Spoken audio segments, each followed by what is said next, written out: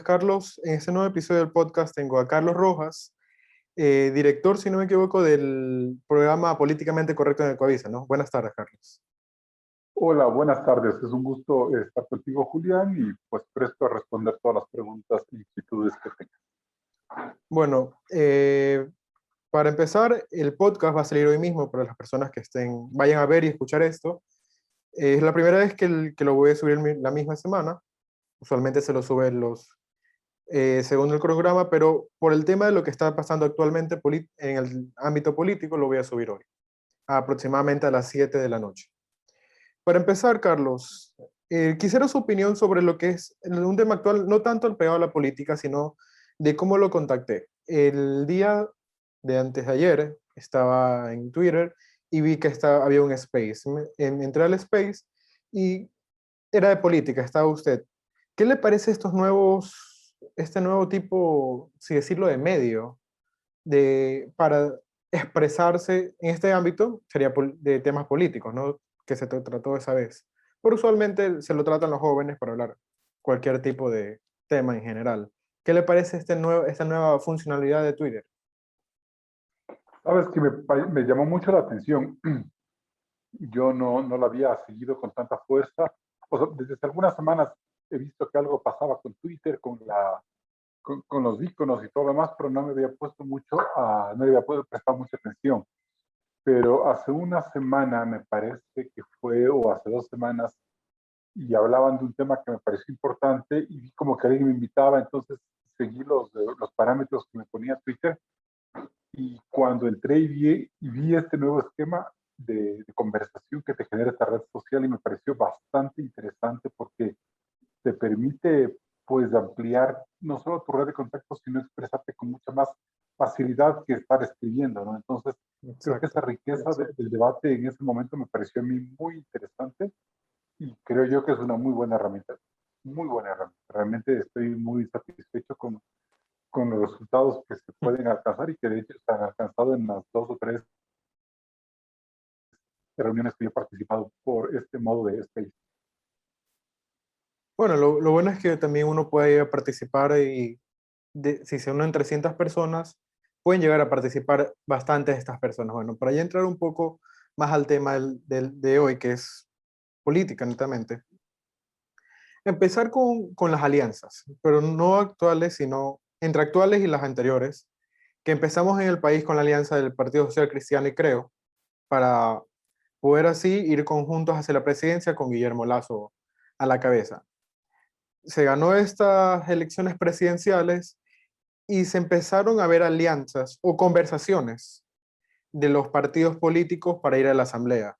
Hasta hace 3 días, si no estoy mal, se mantenía, hace 2 días todavía se mantenía la alianza del Partido Social Cristiano con Creo, pero antes de esa alianza ya estaba fuerte una, que era la de Pachacutic y la de la Izquierda Democrática, la cual estaba en conversaciones inicialmente con UNES, pero si mal no recuerdo, la Izquierda Democrática amenazó con salirse si se llegaba a hacer un pacto con UNES. ¿Cómo fue esto, Carlos? Más que usted está más enterado de esto que yo. A ver, la gran alianza electoral en este proceso, en estos comicios alrededor de 2021, básicamente en cuanto al tema de presidencia de la República, la gran alianza fue la de Creo y el Partido Social Cristiano. Exacto. Entonces yo creo que debemos poner las cosas en orden. Fue una gran alianza que muchos sectores en el país la aplaudieron porque era un ejemplo de unidad en cuanto a los desafíos que para ese momento, hablo yo de hace 10 meses, pongamos un punto de partida como una fecha tentativa, ¿Ya? podríamos decir en julio del año anterior. Ahí se empezó ya a hablar con mucha fuerza sobre la necesidad de que la derecha vaya unida a este proceso electoral, que caso contrario no tendría ningún tipo de opciones de pasar a una segunda vuelta. Y vimos que eso en realidad fue así. Más allá de los pocos votos con los que Lasso superó al candidato Pachacuti, Cayaco Pérez, en las elecciones de febrero, pues vimos que a la derecha se le hizo muy difícil poder avanzar en su proyecto político. Entonces, fue necesario. Pero hay que reconocer dos cosas, que el Partido Social Cristiano evitó sacar candidato en estas elecciones para apoyar a Guillermo Lasso, y creo que con ese gesto muchos otros sectores de la derecha ecuatoriana, básicamente me refiero al que, al que, al que promovía una posible candidatura de votos con el Rosner. Y creo yo que las cosas que se movieron alrededor de una atropellada posible participación de Álvaro Noboa eh, jugaron siempre alrededor de Guillermo Lasso. Entonces, creo yo que allí Guillermo Lasso logró imponer su agenda y logró imponer su candidatura. Y esa candidatura ya en la segunda vuelta se fortaleció muchísimo con los giros que se hicieron en la estrategia de campaña electoral y la posibilidad de avanzar hacia adelante con una propuesta mucho más amplia de reformas, de promesas, de compromisos que gustaron a la mayoría de los ecuatorianos y que ahora vemos pues le dieron el triunfo al presidente Lasso en las elecciones. Ese es un momento. Guillermo Lasso en varias ocasiones fue sumamente abierto, por no poner un calificativo un poco más directo como podría ser claro, en que su agenda legislativa de llegar a la presidencia de la República necesariamente requería de un acuerdo con el Partido Social Cristiano. Y creo yo que ahí es donde se vuelve controversial la actitud no solo del Partido Social Cristiano por el hecho de haberse acercado, creo que con demasiada, ¿cuál sería la palabra precisa? Con cierto desparpajo hacia el correísmo sin beneficio de inventario. Y por otro lado, me parece a mí la forma en la que creo se sale de la alianza con el Partido Social Cristiano también es muy polémica y que tiene pronósticos reservados, ¿no? Entonces creo que allí podríamos, creo que en ese espacio podríamos como desarrollar el resto de la conversación porque me parece importante. Lo otro, la alianza entre Pachacuti y Izquierda Democrática toma fuerza ya hacia el final de la segunda vuelta, creería yo, cuando tanto Izquierda Democrática como Pachacuti se dan cuenta de que sus electores, la gran masa de sus electores, más allá de la militancia de las dos tiendas políticas, perseguían objetivos comunes en cuanto a la expectativa y a la necesidad de que se resuelvan determinados problemas a futuro. Entonces es como que las circunstancias los aglutinó y los empujó hacia una alianza, pues tomando en cuenta de que entre las dos fuerzas se podría hablar más o menos de unos 44, 45 votos. 44, 45 votos, que era una fuerza interesante frente al correísmo que tenía 49 votos. Entonces, para poner las cosas en claro, la alianza entre Creo y el Partido Social Cristiano es una alianza que se gestó con mucho cuidado desde el mes de julio del año pasado y que se rompe abruptamente por errores o por conveniencias o por malas estrategias de los dos partidos. Y la alianza ID-Pachacútec es una alianza que se arma circunstancialmente al ver que sus electores tenían muchos puntos de vista en común. Y sobre eso, pues podemos seguir conversando.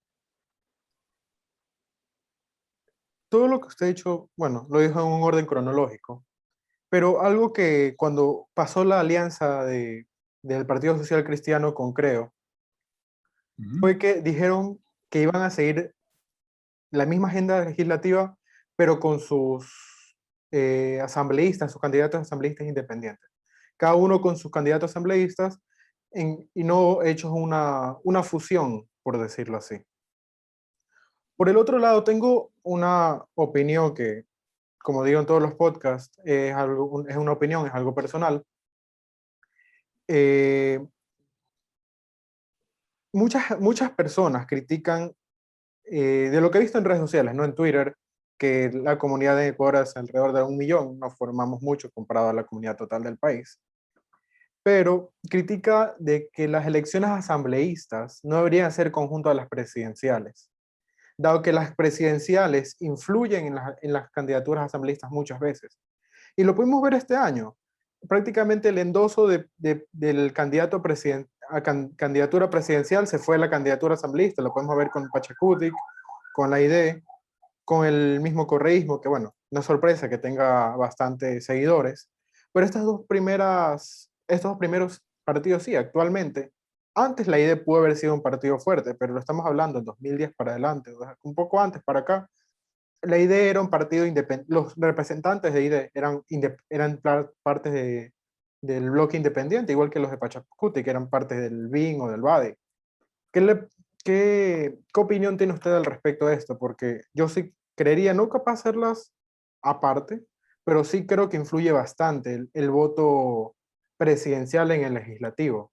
Porque le digo, Yacu Pérez tuvo una importante representación en las presidenciales con un 19,80 creo que tuvo, y Herbas con un 12.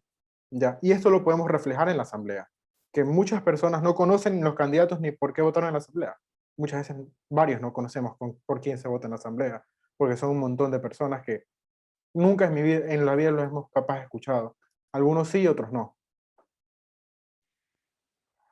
Mira, dos ideas. Me parece a mí que partiendo desde un discurso o desde un concepto de gobernabilidad, es decir, que la Asamblea Nacional debería ser una asamblea que garantice una mayor gobernabilidad al presidente de turno, dado el carácter presidencialista muy fuerte que tiene nuestra constitución y nuestro sistema político, culturalmente hablando, no solo legalmente hablando. Este es un país que fija mucho sus expectativas y fija mucho hasta sus periodos de vida históricos en función del presidente de la República, es decir, de quién nos gobierna. Por lo tanto, es un país hasta cierto punto que depende mucho del, ¿qué sería? Presidencialismo dependiente, ¿ya? Exacto. Cuando tenemos esa realidad, muchos teóricos señalan que lo más práctico y lo más importante sería que las elecciones de segunda vuelta, en las elecciones de segunda vuelta se debiera realizar la elección parlamentaria.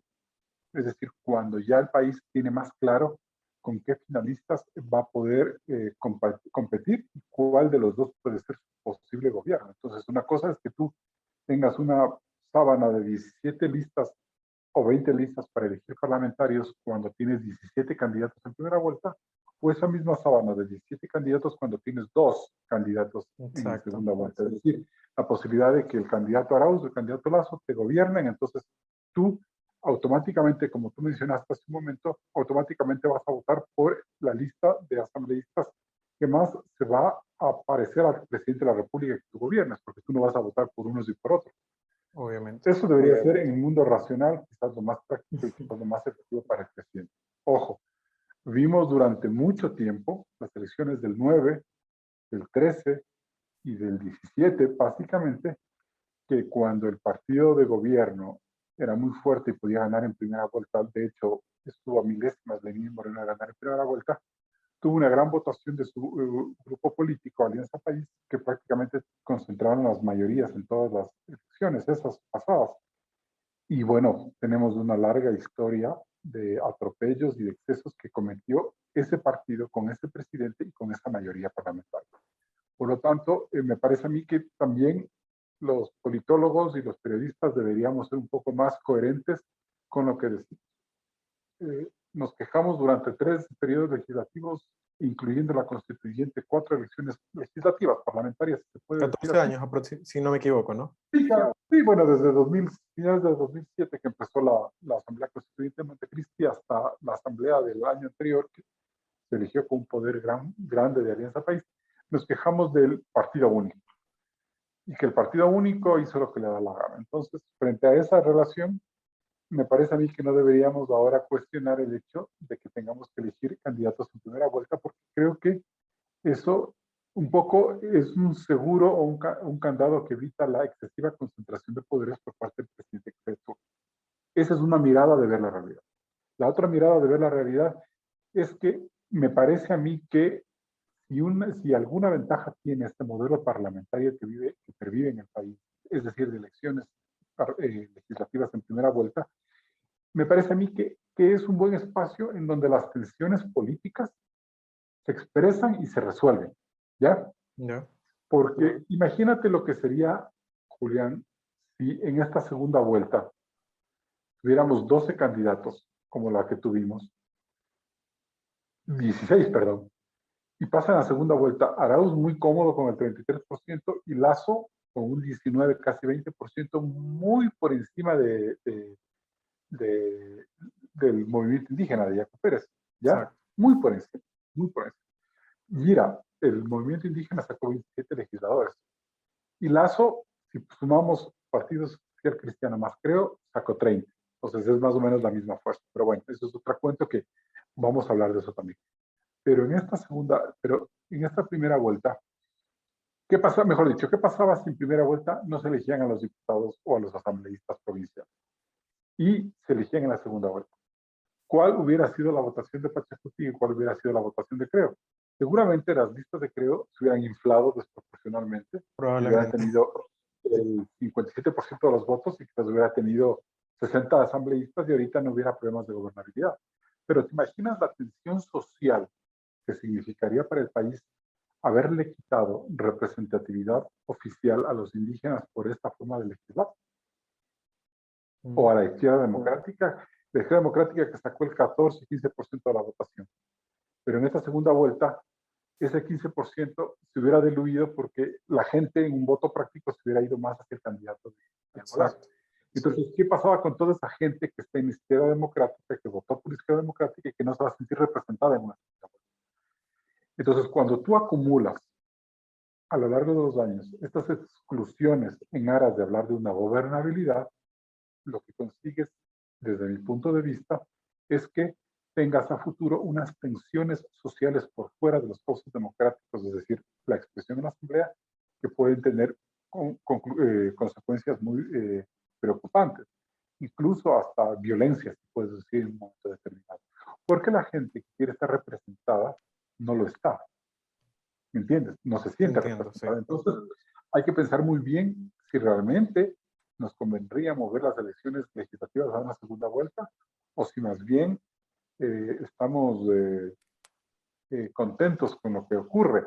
No sé, tal vez pudiera haber un modelo mixto, que de los 137 la mitad se renueven en primera vuelta y la segunda mitad en la segunda vuelta, como para garantizar O equilibrio. poder cambiarlas a las elecciones de alcaldes, cuando son elecciones de alcaldes, creo que se llaman secciones. No creo. No creo que funcionaría, hermano, porque primero en las elecciones de alcaldes son 2 años posterior a las del presidente y habría un voto de rechazo muy fuerte a los presidentes porque normalmente se desgastan en el poder. Entonces ahí, en cambio, Claro. atentarías contra la posibilidad de darle fuerza a una necesaria fuerza política al presidente de la República. Tú eres muy joven, pero entre el año 70 y, entre el año 84, entre el año 84 y el año 94, es decir, durante sí 10 años, sí, 10 años, el segundo periodo de León Febres Cordero, el segundo periodo de Borja y el segundo periodo de Durán Ballén, porque ya Bucarán se cayó muy pronto y ya luego cambió la constitución. Se renovaba parcialmente la legislatura a medio periodo, es decir, 2 años después.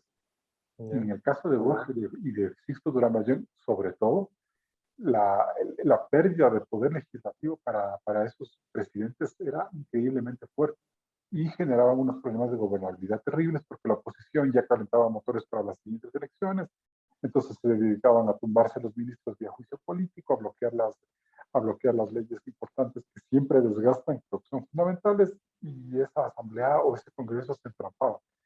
Entonces, me parece a mí que yo creo que mal que bien, la forma en la que se eligen los asambleístas en primera vuelta es correcta porque creo yo que lleva necesariamente a las tensiones de la calle a las tensiones del Parlamento. Y eso es positivo porque mira lo que pasa.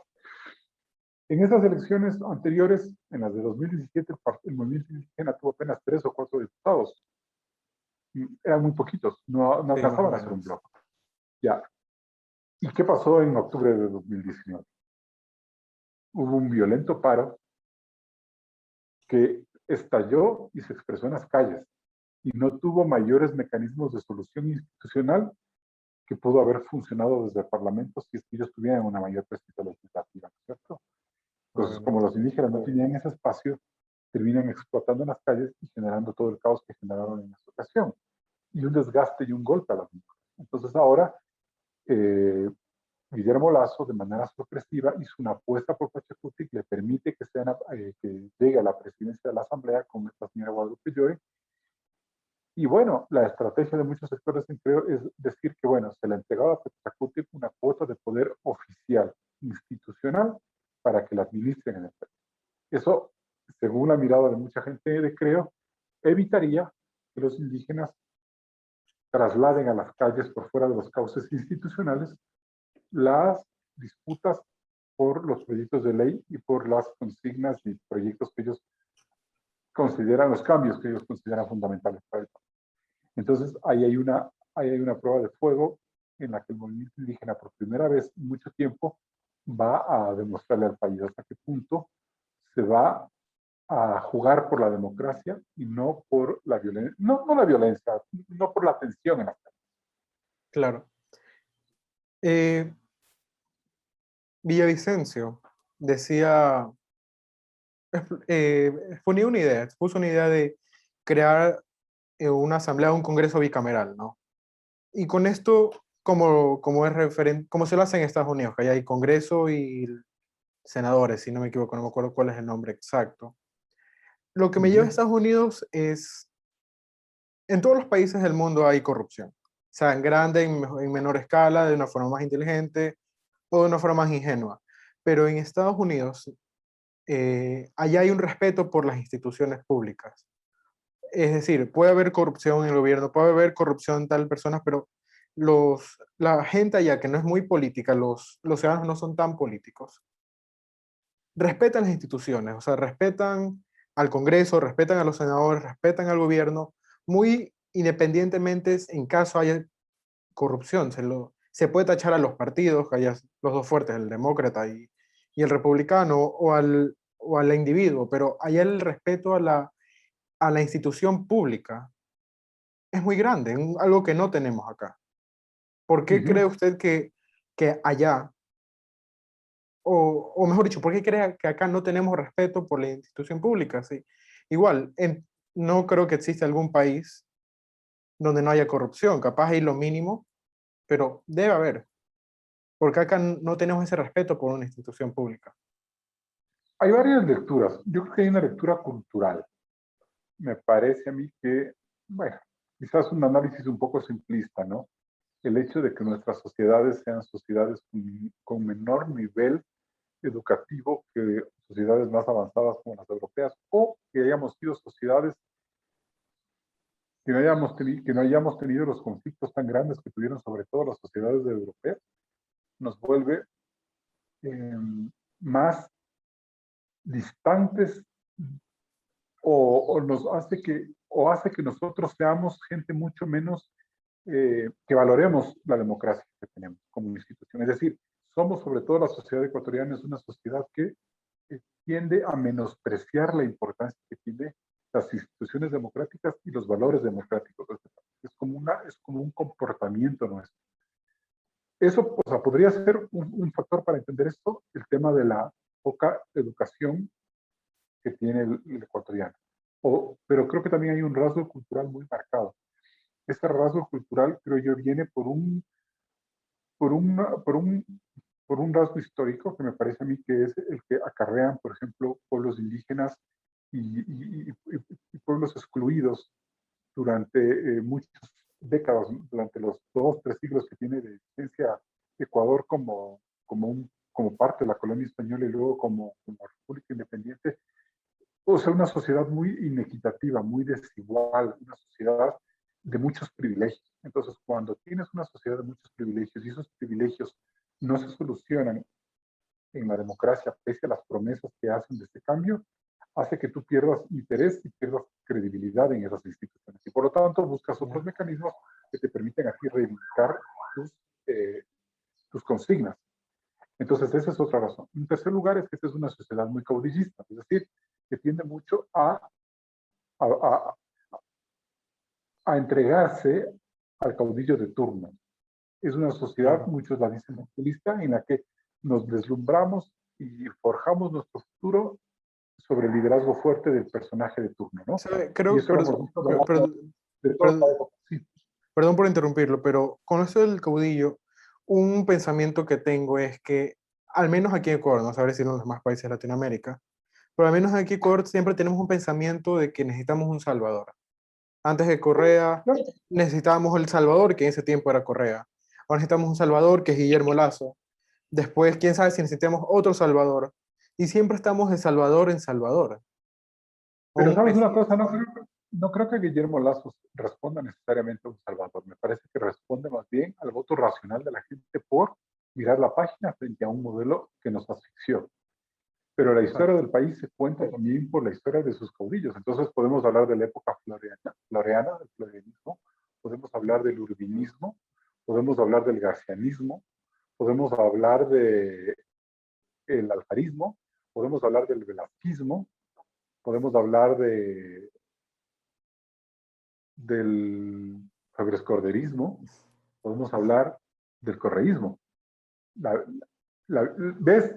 La historia se Exacto. cuenta también a través de sus caudillos. Por lo tanto, cada cierto tiempo llega uno y seguramente ya vendrá otro. Yo soy de los que cree que ya el caudillismo de Correa ya pasó de lado. Creo que incluso con lo que se ha visto esta última semana, no solo por las acciones que se tomaron en la asamblea, sino por la reacción de la gente a la posibilidad de darle un espacio de gobernabilidad al correísmo, creo que ha marcado la, la posición de El muchos fin de una sectores de era. capas medias, ¿no? Es decir, hasta aquí nomás. Y creo yo que ahora sí, Correa está muy golpeado en su visión, ¿no es cierto? Bueno, entonces, ok, él me parece a mí que ya gobernó 14 años, ha sido el presidente que más tiempo, bueno, 10 años, ¿no? El presidente que más tiempo gobernó de la historia del país entre el 7 y el 17 de manera continua. Porque si tú miras las 5 presidencias de Velasco De Ibarra, la o todo el Pibarra. periodo de influencia de No, Eloy Alfaro, no fueron no consecutivos, fueron no fueron completos, seguidos. caían, salían y todo lo demás. Entonces, esta dominación correísta que duró 14 años en cierta manera, pero 10 con un caudillo ha sido la más extensa para un caudillo. Entonces, yo creo que el Ecuador como sistema agotó ya esa reserva política y buscará otra en adelante. Entonces, claro, ahora me parece a mí que estamos en un péndulo en el que más bien es el país se vuelca por lo institucional, por un líder más administrativo, más Más técnico. ponderado, más técnico, más predecible como Guillermo Lazo, como en su tiempo fueron los gobiernos de seguiditos, ¿no? Bueno, no tan seguidos, los gobiernos de Borja y Sisto Durán Ballén, de dos liderazgos tranquilos, mesurados, estadistas, salvo el pequeño periodo que inauguró Bucaram, porque eran para 4 años, Claro. donde vuelve otra vez el populismo, vuelve otra vez esta visión del caudillo, pero se quema por sus propios errores y vuelve otra vez el Ecuador a pedir una tranquilidad con Maguad. Entonces, Maguad, Noboa, dos líderes más tranquilos, se agota ese esquema, Gutiérrez también fracasa y volvimos otra vez con un caudillo como Correa. Entonces, ahora lo que tenemos es un nuevo momento de que las instituciones, que los líderes más mesurados gobiernen el país. Veamos cómo nos va. Es una apuesta todavía muy grave. Es interesante el periodo que va a vivir el país y lo importante en este momento es ver cómo va a solucionar el tema parlamentario el presidente Lazo y si quieres podemos hablar de eso ya directamente. Sí, Pero eso, sabes qué, dígame. bueno, toda esta carreta que te eché hace que Ecuador sea muy diferente a la cultura estadounidense de respeto institucional, a la cultura chilena de respeto institucional y, ojo, hasta la cultura colombiana de respeto institucional. Lo que hemos estado viendo ahora en Colombia frente a este descontento social es la primera vez que yo lo veo en más de 30 años en los que yo podría decir que me he interesado por estudiar los procesos políticos de los países.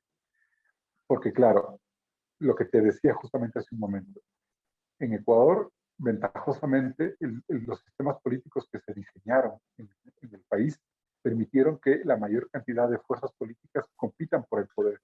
Y con más o menor número ha habido en el Ecuador una representación de grupos de izquierda, de extrema derecha, indígenas en la asamblea, Exacto. y esto ha descartado los conflictos sociales. Durante mucho tiempo Colombia excluyó a las izquierdas radicales en este debate y nacieron las guerrillas, porque Colombia se dedicó a repartirse el poder entre conservadores conservadores y liberales de manera Ya. casi mecánica, y eso generó una olla de presión que derivó en las guerrillas de los años 70 y 80, FARC y M19, y ahora pues, y el ELN, y ahora que ya ese proceso se degeneró por el ingreso del narcotráfico, tuvimos un gran descontento social en las calles. Entonces, ¿en qué va a derivar esto? Como lo que está pasando en Chile, que vamos a tener una suerte de asambleas constituyentes con una mayor representación de varios sectores de la ciudadanía. Y creo que en eso Ecuador ha tenido mucho más claro y ha sido de mayor avanzada. Por eso es que desde el año 95 más o menos hasta acá, que son más de 25 años, 27 años, 26 años, el movimiento indígena, por ejemplo, ha administrado altas cuotas del poder en el Ecuador. Y eso es un avance en la sociedad latinoamericana. Y de esto debemos estar orgullosos, ¿no? Claro. Ya hablando un poco más del legislativo, hay que, no sé si sabría decirlo, celebrar, pero es algo histórico, por decirlo así, que ya es el fin de 14 años de una presidencia del- de la 35, de la 5, del correísmo, de como se lo quiera llamar. Y ya pasamos a una nueva era, por decirlo, en la Asamblea con, es verdad, una representante de izquierda, pero una representante de una minoría, que es la de Pachacutic, la de los movimientos indígenas. Y empecemos hablando un poco de lo que fue la alianza PSG, UNES, y personalmente no lo tengo muy claro con Creo, porque Creo nunca hizo algún comunicado público que estaba dentro de esa alianza. Lo único fue que al momento de las votaciones ellos se abstuvieron y después vino el comunicado del Partido Social Cristiano con una captura del mail que mandó César Monge, que publicaron toda la información, hasta el número de teléfono. Él, no sé si habrá sido por molestia o por qué fue, pero apareció hasta su número celular en el correo. ¿Qué da a entender esta alianza social cristiano UNES? ¿Entender que era la manera más fácil de encontrar una mayoría de votos? ¿O era concentrar todo el poder para ellos y dejarlos a las minorías? A las minorías que, bueno, ya no son tan minorías como la ID y Pachacutic a un costado, para ellos de nuevo seguir gobernando en la asamblea, porque vale recalcar que a pesar de que la mayoría de estos 14 años hayan sido un poder mayoritario del correísmo, el PSC siempre tuvo una porción importante en esa asamblea, que actualmente ya no lo es como lo era antes. No, bueno, de hecho, el Partido Social Cristiano tiene más o menos el mismo espacio que tenía en el gobierno anterior. A ver, mira, tres intereses políticos se juegan en torno a esta fallida alianza entre Creo, PSC y el correísmo. El correísmo tenía una gran carta para jugar, que era sus 49 votos, es decir, la primera minoría y por lo tanto una fuerza determinante para cualquier decisión que se tome en la Asamblea. Punto número uno. Punto número dos, Creo, tenía una minoría, una representación legislativa muy baja. 12 votos, ¿no? Ya, 12 votos para un candidato presidencial es Muy poco poco. porque no es ni el 10% de la presidencia. Y quisiera ahí tal vez hacer un paréntesis, ¿no? Porque creo que esta lectura nos lleva a un poco entender lo que pasa después. Mucho se dijo a lo largo del proceso electoral que acaba de culminar, mucho se dijo que el operador político de Creo, en este caso el señor César Monge como director del movimiento político, cometió muchos errores en las elecciones. Y es un error que, en mi modo de ver, viene arrastrando desde las elecciones nacionales de 2019, en donde César Monge no logra forjar liderazgos y alianzas políticas eh, que le aporten a Guillermo Lasso electoralmente. Me parece a mí que en la asamblea que acaba de terminar, la que empezó en el año 2017, creo, llegó a tener figuras políticas muy importantes. Te hablo, Yanine Cruz, Esteban Bernal, el coronel Carrión, el señor de Ambato de Callejas, nos guste o no nos guste el mismo actor Yepes, Eh, Mira, te he dado 5 nombres. Donoso. Bueno, pero Donoso ya no podía ser candidato. Donoso y Mae ya tenían que retirarse. La misma Lourdes Cuesta, que bueno, se desafilió de Del partido. Creo y todo lo demás. Y se fue al Partido Social Cristiano, ¿no? Entonces eran 6 o 7 asambleístas bien interesantes que habían ya empezado a tener un gran conocimiento público, la misma, bueno, gran conocimiento público, gran capacidad de proyectarse a nivel nacional, y ninguno de ellos es tomado en cuenta en las listas para asambleístas. Entonces ahí, por ejemplo, Lazo cometió un grave error, entrenador, porque llenó de juniors las listas. Exacto. Creyendo que él tenía un factor de arrastre imparable y que por el hecho de que Lazo sea el presidente iba a poder arrastrar cualquier cantidad de votos. Y claro, como la alianza con el Partido Social Cristiano no fue a nivel de compartir listas de asambleístas, sino que cada uno por su lado, mucha gente, por ejemplo en Guayas, se fue más por el Partido Social Cristiano porque veía ahí un partido de mayor tradición y figuras mucho más importantes. Tú ves que la mayor cantidad de asambleístas reelectos de esta asamblea son del Partido Social Cristiano. Entonces, a mí me parece que César Monge se equivocó del medio a la mitad en la conformación de las listas de asambleístas para estas elecciones. Y eso explica en gran medida por qué es la mala votación que tuvo para legisladores. Porque yo creo que si hubiera tenido una unas mejores listas, hubiera incluido a esta gente que te digo en reelección, él hubiera podido tener una mayor cantidad de votos en la legislatura. Entonces hubiera tenido no el 12% de votación, sino el 20% de votación en la legislatura. Es decir, tranquilamente un bloque de 25 asambleístas. Más o menos lo mismo que Más o hubo. menos. Exacto. ¿Ya? Entonces, ese es un primer error. Y ese error, obviamente, se traslada ya en factor de gobernabilidad en la segunda vuelta. Y en esa segunda vuelta, ¿qué ocurrió? Que ya gana Lazo y aparece un problema, ¿no? Wow, ¿qué hago yo con un congreso de 137 legisladores donde yo tengo apenas 12 votos? ¿Cómo impulso mis cambios? Entonces, vemos, ¿no? Que la carta del correísmo es tener 49 votos y ser determinante en todas las votaciones. Y la segunda carta de Creo es, bueno, yo necesito gobernabilidad. Entonces ahí entra a jugar en la mitad el Partido Social Cristiano, que se siente en cierta manera empoderado de la victoria de Lazo por haber hecho alianza y decir, bueno, yo te ayudo a gobernar, pero yo tengo que tener la presidencia de la Asamblea y tener el control legislativo, porque te ayudé o por lo menos me comprometí contigo para que tú ganes, ¿ya? Exacto. Y Entonces, se lo puede ver todo este reflejado en proceso, en Guayaquil, que en Guayaquil ganó, Guayaquil de en la segunda Zambrano. vuelta, ¿no? En En la la segunda segunda vuelta, vuelta no ganó. ¿no? O sea, eso es relativo. Toda la carne en el asador la puso Nebot en la primera vuelta y le fue pésimo a Lazo. Exacto. Cuando Lazo logra caminar más independiente, gana las elecciones. Entonces yo creo que ahí termina, o sea, como que Creo y los socialcristianos, y sobre todo Creo, no llega a tener el tiempo suficiente como para evaluar cuán importante era el Partido Social Cristiano. Y ahí surge el segundo error.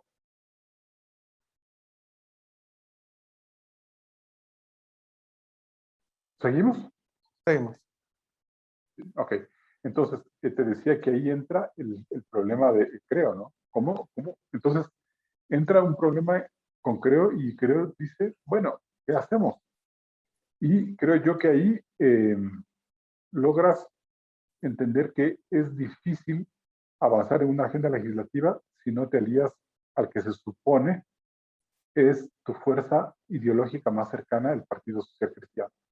Exacto. Y me consta que la alianza electoral entre el Partido Social Cristiano y Creo fue hasta la presidencia y que el tema legislativo prácticamente lo dejaron a un segundo plano porque corrieron por listas separadas.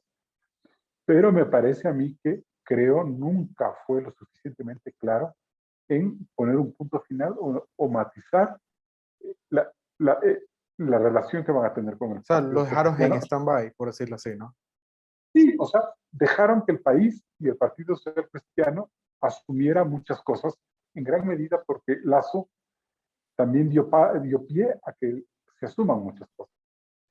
Entonces, ahí hay un segundo error político de César Monge, en mi punto de vista, y creo yo que él es el que tiene que responderle ante la ciudadanía, porque él permite, como tú mismo acabas de citar en este correo, permite llegar muy lejos con el Partido Social Cristiano, al punto de prácticamente autorizar o aceptar tácitamente por escrito o sí en un primer lugar una alianza con el correísmo, un acuerdo parlamentario con el correísmo para repartirse la frontera. ¿Cuál es el problema? En el momento en que se empieza a ver que el correísmo tiene una necesidad de que se analice, no le demos un adjetivo calificativo porque creo que no es este el momento, se analice la situación jurídica de todos los procesos que han rodeado al correísmo, la gente se indigna. Y la opinión pública en gran medida y muchísima gente en otra empezó a cuestionar a Lasso el hecho de solo pensar que se alía al Partido Social Cristiano. Perdón, no al Partido Social Cristiano, Al, perdón, al correísmo. correísmo, con la posibilidad de que exista una impunidad. Entonces creo yo que ante esta arremetida política de la sociedad ecuatoriana, creo frena a raya y toma una decisión muy drástica que gustó a la población del país, pero que le genera un grave problema de gobernabilidad a futuro, que es lo que ahora nos debe interesar en el adelante. ¿Cuál es el error de Nebot en este momento? Creo que Nebot fue inconsecuente con el electorado que les permitió ganar las elecciones. Creo que Nebot fue más allá de lo que el sentido común en el momento político que vive el país se demandaba. Él no debió haberse acercado al correísmo como lo hizo. Él no podía haber sugerido que, bueno, es un nuevo momento, iremos la página y comencemos con el correísmo hasta el punto de que, bueno, hagamos una comisión de la verdad o lo que sea. Creo que Nebot leyó mal el país y se estrelló, porque la gente no está hablando en este momento sobre la traición de Lasso a Moreno. No está hablando de eso. Moreno, el país está hablando de la traición del Nebot al pueblo por haberse acercado al correísmo. Entonces, creo que Nebot también hace un pésimo análisis de la política nacional y entra en una situación muy, muy difícil. Yo creo que ahorita el golpe al Partido Social Cristiano es muy fuerte porque se quedan cortos. ¿Qué pasó antes de las elecciones parlamentarias de este fin de semana? Muchos sectores políticos, y me consta porque yo lo traté 2 o 3 veces en mi programa Políticamente Correcto, siempre se dijo que la alianza política por la gobernabilidad tenía que ser desde el Partido Social Cristiano para Creo, para ID, para Pachacuti y los independientes. Es decir, que toda la alianza de gobernabilidad tenía que darse por fuera del correísmo y que el Partido Social Cristiano tenía que haber hecho los esfuerzos necesarios por caminar hacia eso. Es decir, en cierta forma neutralizar el correísmo desde el principio. Exacto. Pero Nebot no hizo eso. ¿Cuál es mi lectura personal? Yo creo que Nebot no quería una alianza con el movimiento indígena, porque siento yo que el Partido Social Cristiano tiene mucho resentimiento al movimiento indígena, mucho recelo al movimiento indígena, mucha desconfianza al movimiento indígena por lo que ocurrió en octubre de 2019. Por lo tanto, para Nebot era más cómodo dialogar con un solo sector que es UNES, que tiene 49 votos, y conseguir cualquier cosa y armar mayorías ya. Y eso me parece a mí que fue un error de Nebot. Entonces, hay 2 errores muy graves que cometen Nebot y Monge. Y otro grave error que comete Nebot, desde mi punto de vista, es el hecho de, dentro del Partido Social Cristiano, generar división interna cuando busca imponer la candidatura de Kronfle a la presidencia de la Asamblea y sobre no, César Ron, ¿no? y deja de lado a César Ron. O sea, se supone que uno de los 2 es el candidato, pero de lo que da a entender Ron es que el Partido Social Cristiano fue como autoritario dentro del grupo y dijo, no, quiero que vaya Kronfle, no Ron. Entonces eso resintió a Ron, porque es un político de mucha experiencia, de mucha trayectoria en el Partido Social Cristiano, al que ya le sacaron de juego en las elecciones para prefectura y ahora en las elecciones para la presidencia de la Asamblea. Por lo tanto, vemos ahí que tenemos un grave problema de tipo interno en el Partido Social Cristiano. Y el otro error de Creo, me parece a mí, es que Monge no repara el costo político que significaba su alianza al socialcristianismo por la cercanía a Correa, no por el Partido Social Claro. Cristiano, porque todos decíamos, sí, lo natural es que sigan los dos convergiendo. Pero creo que si la gente no reaccionaba, Seguía de Monge se iba largo. adelante. Entonces creo que ahí hay una falta de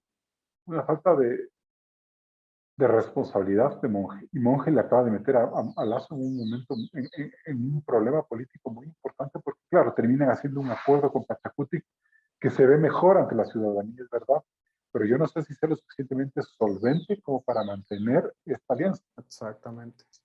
Ujú. Algo que quería comentar rápido, para seguir, que es un paréntesis. Hablando del Partido Social Cristiano, hablamos de errores del Partido Social Cristiano, pero ha venido cometiendo error tras error tras error, tanto sus integrantes como su líder, como partido. Una, error o no, haber elegido a Carlos Luis Morales mandado como prefecto. Desgraciadamente, cometió los errores que cometió, ya sea él o su familia. Después viene Cynthia Viteri con el error que tuvo de no dejar aterrizar al avión eh, humanitario de España. Después vienen todos estos contratos de Cynthia, después que la nueva prefecta tenía un asesor que era maquillista o algo por el estilo. Después esto de aquí, de ahí viene lo de Robón, que es muy fuerte, porque Robón creo que es uno de los pilares o una de las imágenes del Partido Social Cristiano. Para las personas que no siguen mucho la película de lo que es la política del Partido Social Cristiano, pueden saber quién es Kronfle, pueden saber quién es Robón, capaz saben quién es Cristina Reyes, pero son las imágenes, y al tener una imagen que se salga del partido, uno de sus emblemas del partido, es algo muy fuerte. Ahora en las elecciones, en la votación de ayer, el Partido Social Cristiano creo que tiene 15, 3 votaron a favor, 17, 3 votaron a favor de Guadalupe Llori, si no me equivoco. No, 3, no, no. Creo que solo fue la abstención de Ron. Tendría que verle, pero no. Me parece que solo fue la ya. abstención de Ron. Puede ser que esté equivocado. Y el otro error es unirse a UNES, que siempre han sido, uno es blanco, otro es negro, uno es el yin y el otro es el yang, por decirlo así. Unirse con su peor, perdón, ¿Estás seguro, Julián? ¿Estás seguro, Julián? error por decirlo hacia el electorado. Ya, No, pero esto que nos demuestra que nunca fueron el yin y el yang. exacto, eso es lo que le estoy diciendo, lo que se hace ver. Porque como le dije, lo que le dije antes, estos dos partidos han manejado la asamblea, y bueno, creo y las minorías han manejado la asamblea durante los últimos 14 años, capaz con mayoría antes era la 35, pero siempre han sido lo que han estado, por decirlo, en la teta legislativa, y el Partido Social Cristiano muchos años más que lo que es de lo que fue Alianza País o lo que es ahora UNES. Entonces, lo que me da a mostrar es que el Partido Social Cristiano ya no es una fuerza, una gran potencia como lo era antes de los 2000 o con Febres Cordero o con inicios con Nebot. ¿Qué será, para su opinión, el Partido Social Cristiano en las seccionales y en las, no sé si es mucho ver a futuro las próximas presidenciales? Mira, eh, tanto es así que había demasiados vasos comunicantes y demasiada laxitud entre las relaciones de Nebot y el Partido Social Cristiano con el correísmo, que tú hace pocos minutos diste un nombre muy paradigmático en este aspecto, que es Carlos Luis Morales. Él fue un militante correísta que de pronto Exacto. se lanzó con Nebot y le hizo la trastada. Entonces, ahí fue un error gravísimo que tuvo Nebot al haber puesto a un correísta a encabezar la prefectura y pensando que por el hecho de que estaba bajo el apoyo de Nebot, el señor iba a tener un comportamiento distinto. Nebot y Correa, me parece a mí, entienden la política de la misma manera, sobre una base en la que sustenta mucho la fuerza del líder, del caudillo, en este caso Nebot, y el líder y el caudillo que es Correa. Sobre la base de los dos se sustenta mucho su política. Y esa forma de generar la política es una forma que siempre tiende al autoritarismo. Es decir, poner mi voluntad y a decir que este niño se va. Entonces, en las elecciones de la prefectura del Guayas de 2019, Nebot optó por Morales porque era mucho más fácil que ganara la prefectura al señor Ron, que era un cuadro del partido. Porque creo que Nebot dudaba de la propia fuerza de la lista 6 en Guayas. Entonces ahí hay un desplante para un hombre de su militancia y de la seriedad de Ron, porque no podemos comparar a Carlos Luis Morales, que en paz descanse, del cual yo tengo las peores referencias como político, con César Ron, que me parece que es un tipo serio. Entonces, ese es el error. Ese es el error que cometió Nebot. El error con Cintia no me parece que es un error como tal, porque Cintia es una persona que tiene una militancia socialcristiana muy larga y era la segunda figura del Partido Socialcristiano en popularidad y en credibilidad.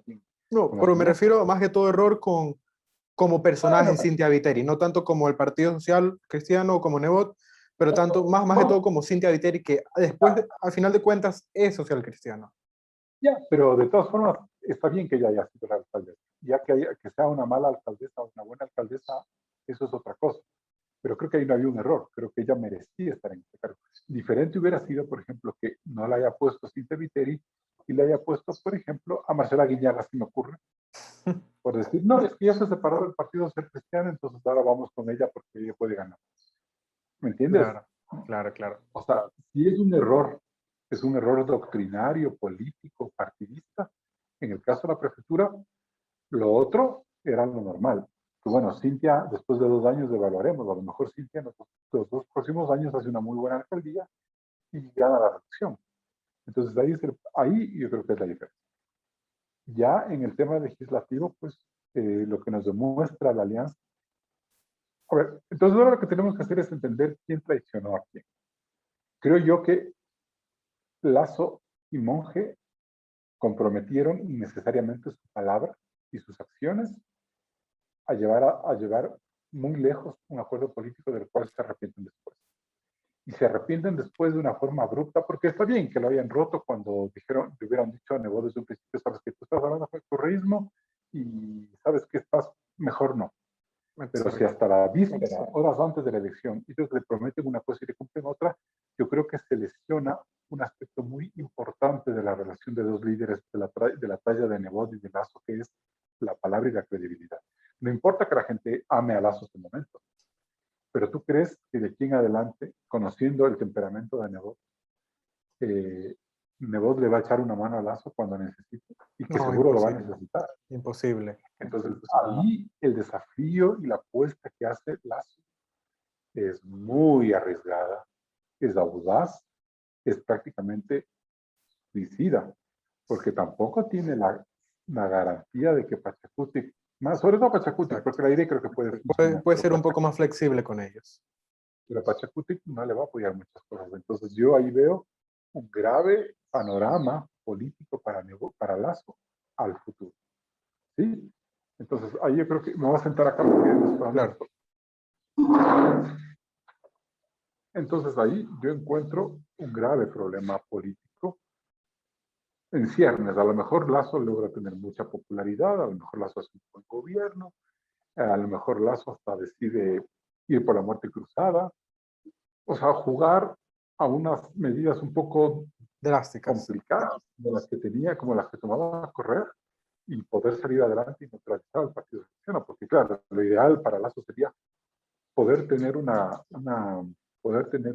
suerte de tercera vuelta legislativa y acomodar sus fuerzas políticas y neutralizar a correísmo y al socialcristianismo. Entonces, sí es como importante. Ahora bien, ¿qué es lo que hubiera pasado? Entonces, Nebot fue consecuente con Lasso al querer aliarse con el correísmo sabiendo que eso era un problema para el presidente de cara al pueblo. Creo que también ahí puede ser que Nebot haya pecado de irrespetuoso con Lasso. Exacto. Pero yo de todas maneras no importa, puede ser que así haya sido, pero el hecho de que Monge haya llegado tan lejos aceptado en el Partido Cristiano, creo que pone muy mal predicamento a Monge como operador político y a Lasso como presidente de la República, de cara a los socialcristianos. Entonces ahí yo creo que Lasso va a tener que trabajar muy fuerte para tener siempre neutralizados a los socialcristianos. Creo yo que hay una gran ventaja o hay una oportunidad que Lasso no debe echar a perder en el futuro, que es esta suerte de división que existe entre Cintia y Nebot, ¿no?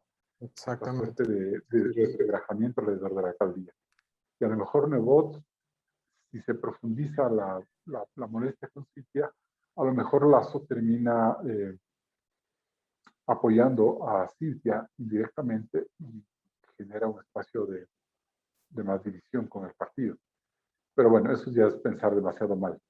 Demasiado. Bueno, nunca se sabe en lo que es la política del país. Bueno, ya Claro. llevamos una hora, así que no te quito mucho más tu tiempo, Carlos. Muchas gracias por haber aceptado. Como dije al inicio, este podcast va a salir hoy de tarde en la noche, más que todo, a partir de las 7 de la noche, pues puede ser que esté subido. Muchas gracias.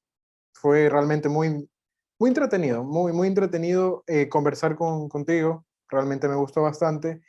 Y bueno, espero poder contar contigo una próxima vez. Chévere. Un abrazo. Cuídate. Chao, chao. Igualmente.